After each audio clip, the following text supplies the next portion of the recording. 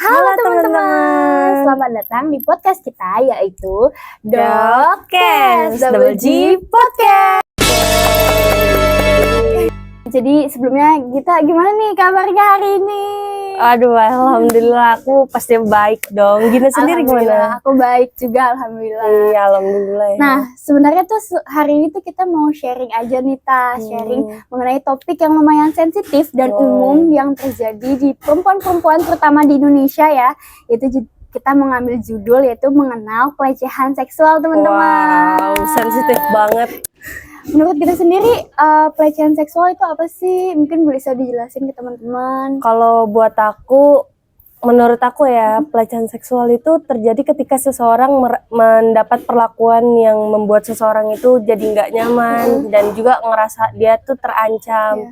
Dan juga pelecehan seksual itu nggak cuma gimana tindakan pelaku ke korban yang kayak megang-megang atau gimana, tapi ada juga yang namanya pelecehan verbal kan, yang kayak contohnya kalau misalkan kita jalan sendirian terus tiba-tiba di catcalling sama orang yang nggak dikenal, itu udah termasuk pelecehan juga. Iya gitu sih. Kalau menurut Gina gimana? Kalau aku kurang lebihnya mungkin sama kayak kita. Jadi kayak perlakuan-perlakuan yang kurang pantas dilakukan oleh seseorang. Kayak contohnya tadi ngegoda-ngodain.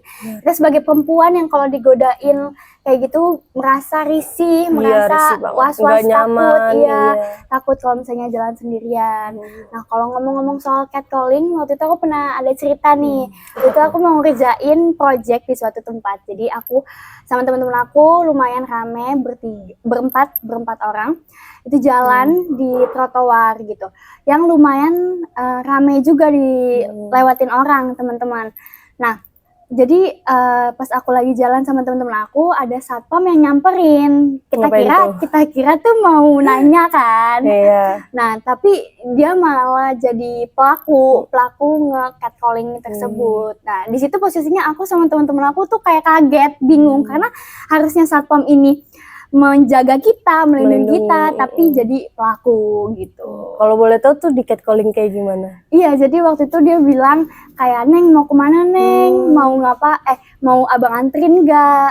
Abang anterin aja deh," kayak gitu. Kayak parah sih. Dengan nada yang goda sih menurut aku. Kalau misalkan itu udah ngebuat kita nggak nyaman, udah termasuk catcalling sih. Iya benar. Terus juga buat apa kan seorang satpam yang harus menjaga dan melindungi, dia malah jadi berpotensi buat jadi pelaku. Parah sih. Bener-bener kayak pelaku-pelaku tindakan hal-hal kayak gitu tuh nggak mandang dia bertitel apa, dia siapa atau apa gitu. Parah sih. Jadi kayak dimanapun kita berada, kapanpun kita berada, kita harus lebih aware, lebih peduli sama sekitar kita. Karena pelaku-pelaku kayak gitu nggak bisa kita prediksi gitu kan.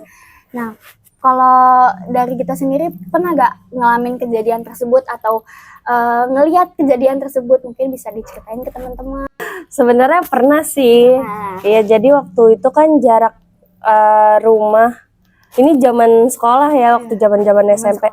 Jadi jarak dari rumah ke sekolah itu kan lumayan jauh dan harus lewatin satu terminal dulu. Jadi tuh aku emang kalau pulang sekolah biasa naik angkutan umum kan, tapi nggak sendiri, bareng teman-teman yang lain. Ya jadi sewaktu-waktu itu aku pulang sekolah, udah naik angkot, terus tiba-tiba di pertengahan jalan itu ada bapak-bapak yang mau naik juga. Jadi bapak-bapaknya itu duduk di sebelah temen aku yang dia duduknya di pojokan belakang ya, yang dekat kaca yang gede itu kan. Bener banget, yang dekat kaca. Jadi pas banget di sebelah temen aku itu. Nah, posisinya aku sama temen-temen aku itu kan emang duduknya mencar kan, kayak ada yang di pojokan, terus aku tuh di belakang supir yang depan pintu, pas-pasan banget sama depan pintu. Nah, udah kayak gitu si bapak-bapaknya ini tiba-tiba ngeluarin HP. Terus dia kan kontras HP-nya tinggi ya, otomatis orang di sebelahnya pasti bisa ngeliat dong dia lagi ngapain. Nah, ternyata dia malah buka foto-foto yang kayak perempuan nggak pakai gitu-gitu dan bener-bener kayak gitu loh. Ya ampun. Jadi kayak di situ temen aku langsung panik, langsung deg-degan. Iya, pasti berpikiran negatif ya. Iya, takut dong. Takutnya dia malah berani atau gimana, karena pas banget tuh di angkot itu tuh isinya cuma ada aku, teman-teman aku sama si bapak-bapak itu doang. Dan akhirnya temen aku bilang tuh ke temen yang di depannya itu, karena dia ngetik lewat HP kan, gak berani dong Iya, kalau nggak ngomong berani secara langsung, langsung, ya. soalnya pelakunya di sebelahnya. Iya. Iya. Akhirnya ngetik di HP gitu, ngasih tahu kalau misalkan di sebelahnya dia ini, si bapak-bapak ini, itu tuh kayak bisa dibilang pedofil Iya, ya. pedofil. Iya, pedofil gitu. Terus teman-teman aku akhirnya langsung pada kaget dong. Terus aku yang ngeliat juga kayak langsung panik karena aku mikirin aku turun terakhir Iya. di terminal, sedangkan terminal itu masih lumayanan kan. Dan gak lama teman-teman aku udah pada turun karena udah sampai di tujuannya. Iya, iya. Pas udah sampai di terminal, terus aku langsung bayar, terus buru-buru turun tuh. Jadi kan aku udah jalan duluan kan, nah gak lama tuh si bapak-bapaknya itu ikutan turun, terus dia jalan di belakang aku. Oh, jadi ngikutin gitu Iya, ya? ngikutin gitu. Terus kayak aku sengaja jalan cepet supaya nggak kekejar sama dia kan, Oh, maksudnya iya. takut Iya, juga. Iya, terus pas aku jalan cepet itu, aku denger dia bilang kayak gini, "Neng mau nyusul."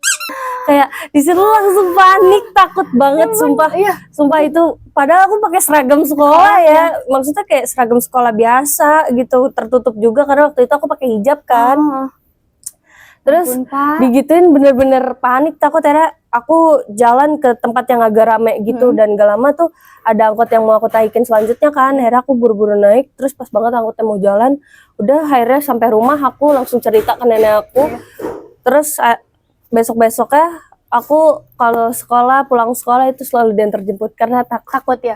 Iya. Ya ampun.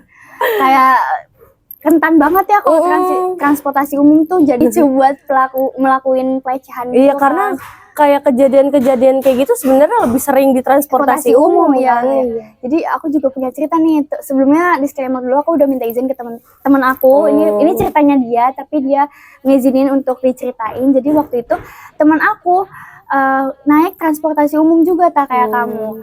Dia naik Jaklingko. Waktu itu emang lumayan sepi karena sore mau ke maghrib. Nah di situ posisinya dia sama 3 penumpang lainnya. Singkat ceritanya temen aku semua penumpangnya udah pada turun, sisa temen aku sama abang Jaklingkonya ini. Nah abang temen aku tuh udah ngerasa kalau misalnya dia tuh lagi diliatin dari kaca yang di depan itu loh. Gak tau gak sih? Yang buat ngeliat ke belakang itu kan. Iya, nah temen aku kayak terus jadi bisa ngelirik. Iya, terus habis itu selang dari situ si abang Jaklingkon ini kayak nanya ke temen aku karena posisinya cuma dia sendiri penumpangnya. Karena itu tadi bilangnya kayak udah sore kan. Iya, udah sore. Terus habis itu abangnya nanya kayak, "Neng mau ketemu sama siapa? Cewek apa cowok?" Itu gak pantas. Kalau misalnya cewek boleh dong kok kenalin ke abang kayak gitu. Nah, temen aku di situ nggak notice dong karena mungkin abangnya lagi ngangkat telepon atau gimana kan. Jadi temen aku diem aja. Nah, terus habis itu pas temen aku mau turun, si abangnya bilang kayak gini, temen aku kan udah mau turun nih, udah mau tap kartunya ya, udah mau tap kartunya. Karena tap kartu itu di depan juga. Iya, di depan pintu banget ya teman-teman. Jadi pas mau ngetap, abangnya bilang kayak gini, "Neng, pulang jam berapa? Mau abang tungguin kah atau mau abang jemput sekalian?" Iya, terus temen aku langsung buru-buru ngetap, langsung jalan gitu, langsung buru-buru. Nah, dari situ temen aku tuh udah bukan nggak mau ya, udah jarang naik transportasi umum apalagi kalau sepi gitu. Sumpah kayak dari kejadian-kejadian yang tadi, dari cerita aku, dari cerita kamu, itu benar-benar ngasih tahu gitu loh kalau pelaku yang dalam pelecehan seksual itu nggak mandang dia siapa. Jadi bahkan orang yang kelihatannya normal pun, yang maksudnya kayak dia nggak mungkin aneh-aneh, bisa berpotensi dia jadi separah itu sih, sumpah. Terus juga jadi salah satu pelajaran sih ya buat kita supaya dimanapun, kapanpun kita harus tetap waspada, karena kan kayak kejadian-kejadian kayak gitu nggak terduga, dan juga kayak biasanya pelaku tuh ngambil kesempatan dalam kesempitan kan. Jadi di mana ada peluang dia bakalan. Iya, benar banget. Terus juga kalau buat aku kayak dari cerita kamu tadi, seorang driver Jaklingko kayak gitu nggak pantas sih melakukan hal kayak gitu. Lagi satpam ya, Kak? Iya, itu juga satpam parah banget. Maksudnya kayak itu hal yang privasi kan. Maksudnya ya udah masing-masing aja gitu, nggak usah nanya-nanya yang sedalam itu. Benar-benar gitu sih. Mungkin next question aja kali ya, Kak. Menurut kita gimana sih cara kita mengenali tanda-tanda orang tuh mau melakukan pelecehan gitu, mungkin kayak dari gerak-geriknya atau gimana menurut kita? Kayak dari cerita kamu, cerita aku tadi sih, terus juga kayak apa yang tadi udah aku bilang barusan ya. Jadi kayak orang-orang yang melakukan hal-hal kayak gitu tuh sebenarnya gak kelihatan nih. Maksudnya orang yang kelihatannya normal aja tuh, maksudnya dia nggak bakalan melakukan hal-hal yang aneh, malah bisa berpotensi jadi pelaku. Karena biasanya orang-orang kayak gitu tuh nggak keciri ya, nggak keciri. mereka tuh ngambil kesempatan dalam kesempitan gitu. Jadi di mana ada peluang ya mereka mungkin hawa nafsunya nggak bisa ditahan, jadinya mereka luapin gitu aja.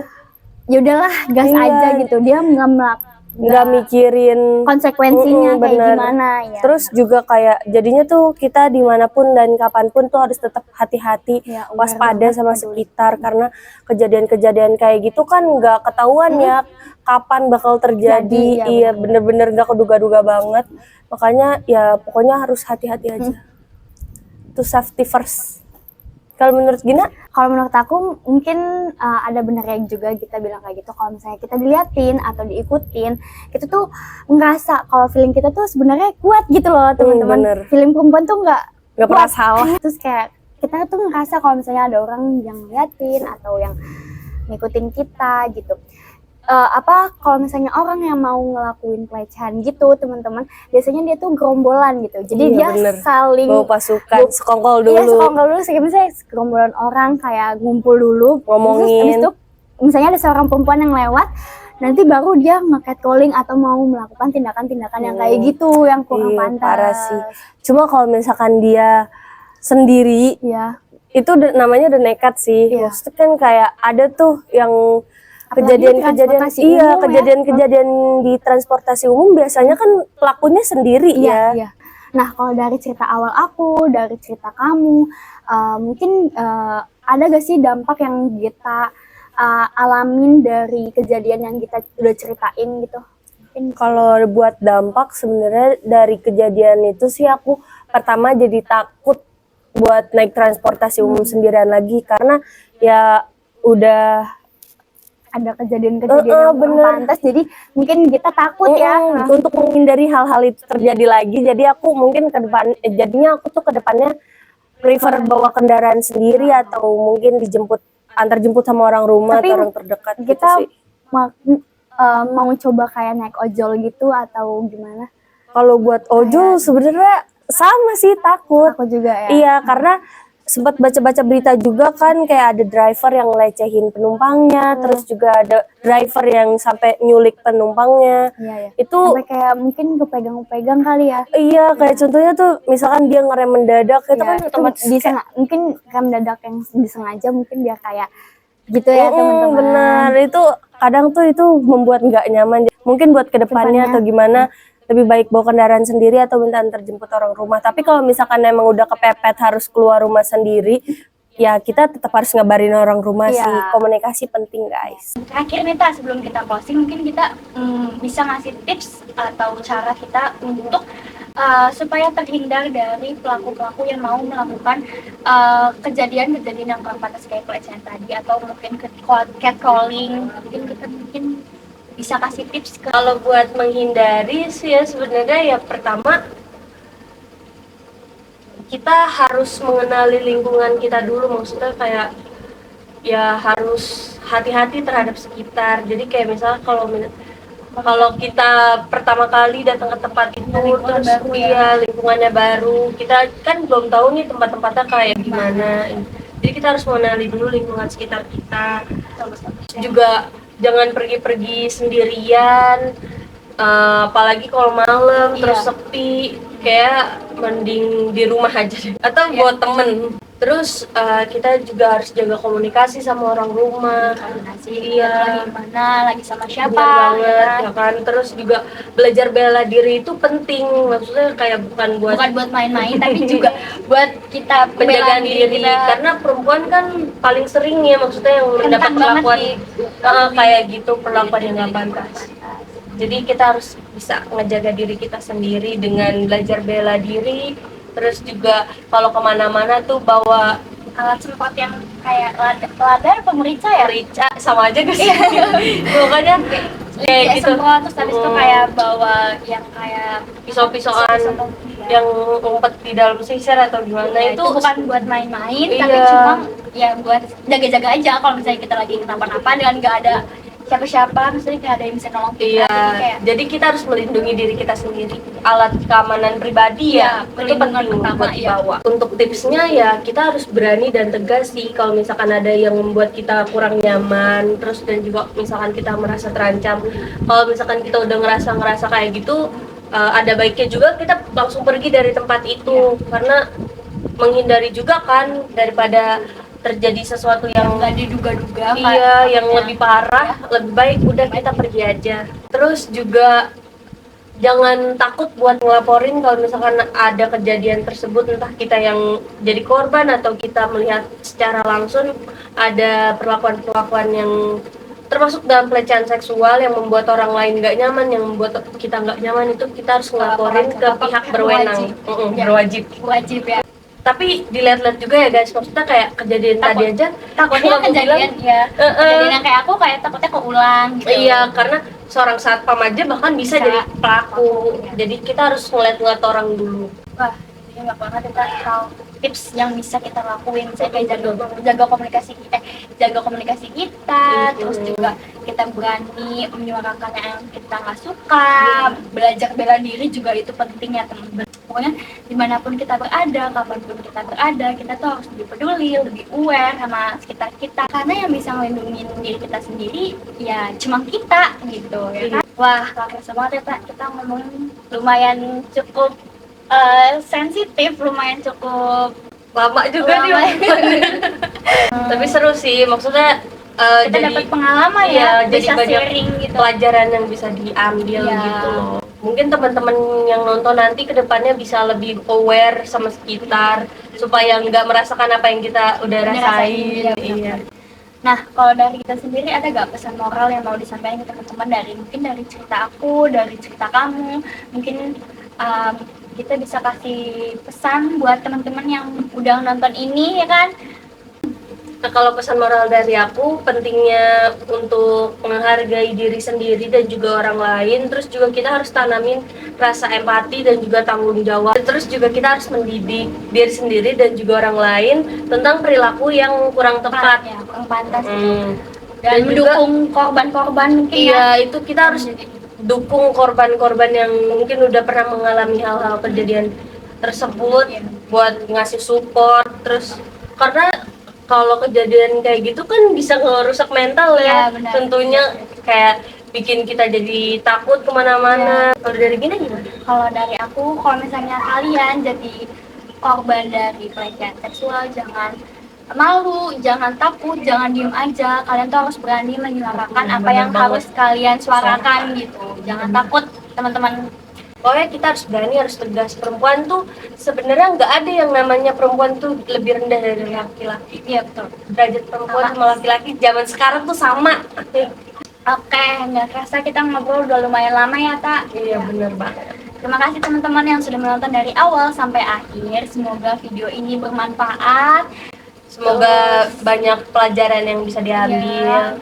Semoga yang baik-baiknya diambil, yang buang-buang, yang jahat-jahatnya dibuang aja teman-teman. Iya. Ya, Mohon maaf juga kalau misalkan ada kata-kata yang kurang berkenan ya. Pokoknya teman-teman jangan lupa like, comment, share, and subscribe.